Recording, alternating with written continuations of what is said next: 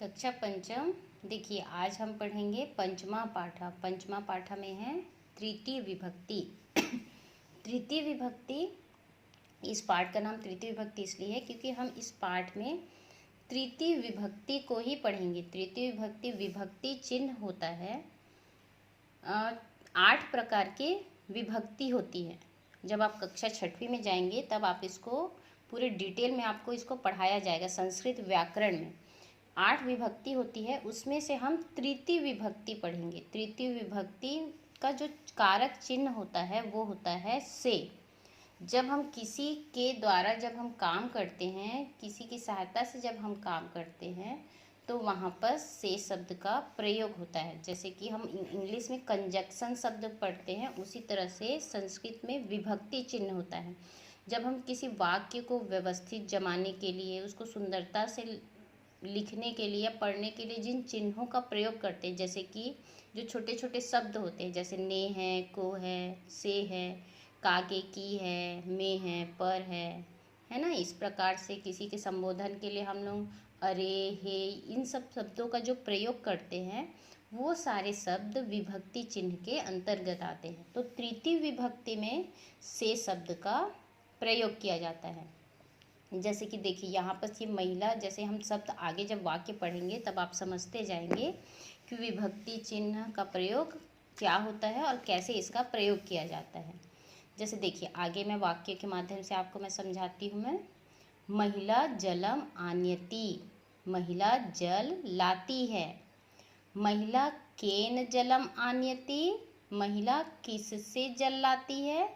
महिला घटेन जलम आनयति, महिला घड़े से जल लाती है। तो देखिए यहाँ पर घटेन शब्द में क्या प्रयोग हुआ है, हम लोग घड़े से, मतलब जो महिला जल लाती है वो किससे लाती है, घड़े से लाती है। तो यहाँ पर देखिए से शब्द का प्रयोग हुआ है। तो ये हो गया आपका तृतीय विभक्ति। ठीक है, इस प्रकार से हम लोग संस्कृत शब्द में विभक्ति चिन्ह पढ़ते हैं। ये सारी चीज़ें आपके विभक्ति चिन्ह कहलाते हैं। उसी तरह से देखिए दूसरा है शिक्षकः लिखति, शिक्षक लिखता है। शिक्षकः केन लिखति, शिक्षक किससे लिखता है।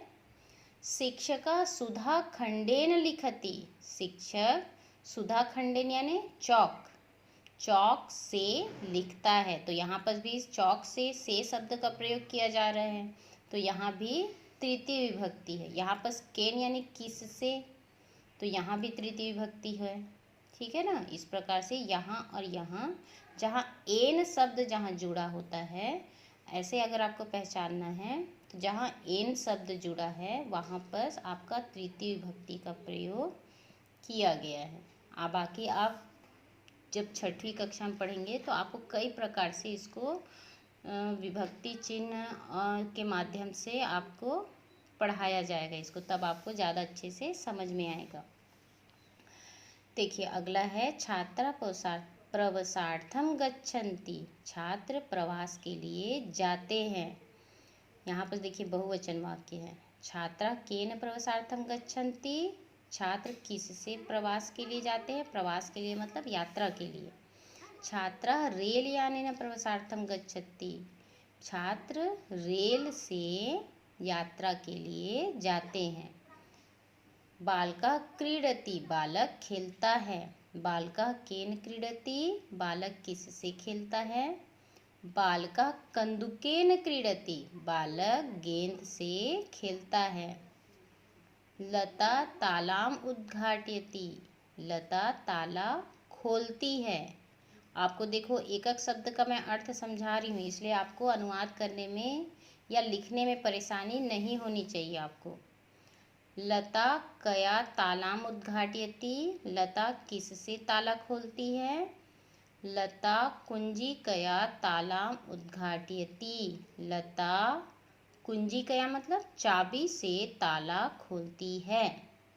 आपको इसको खुद से लिखना है अनुवाद, श्रुति लेख जैसा आपको करना है, इसलिए आप इसको बिल्कुल ध्यान से आप लिखेंगे और वीडियो पहले सुनेंगे अच्छे से, फिर उसको समझ करके लिखना है। फिर है आपणिकः पिष्टम तोल्यति, आपणिकः यानी दुकानदार, पिष्टम यानी आटा, ये देखिए आटा तोल रहा है ना, ये तोल्यति यानी तौलता है, दुकानदार आटा तौलता है। आपणिका कया पिष्टम तोल्यति, दुकानदार किससे आटा तौलता है। आपणिका तुलया पिष्टम तोल्यति, आपणिका यानी दुकानदार, तुलया अब देखिए तुला से मतलब तराजू से आटा तौलता है। यहाँ पर देखो एन शब्द है, यहाँ पर अया शब्द है, ये देखिए यहाँ पर ऐसा इसलिए क्योंकि ये पुल्लिंग के शब्द है, इसलिए यहाँ पर एन शब्द जुड़ा है, यहाँ पर कया शब्द जुड़ा है, अया है ना, क्योंकि ये स्त्रीलिंग शब्द है।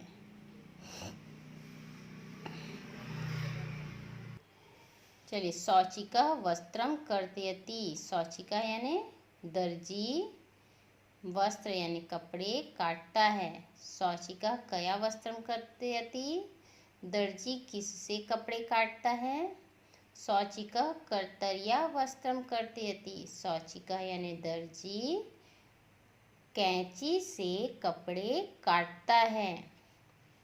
बालिका लिखती, बालिका यानी देखो लड़की है ना, बालिका लिखती, बालिका कया लिखती, बालिका किससे लिखती है। बालिका लेखन्या लिखती, बालिका कलम से लिखती है। इस प्रकार ये हो गया आपका पाठ का अनुवाद।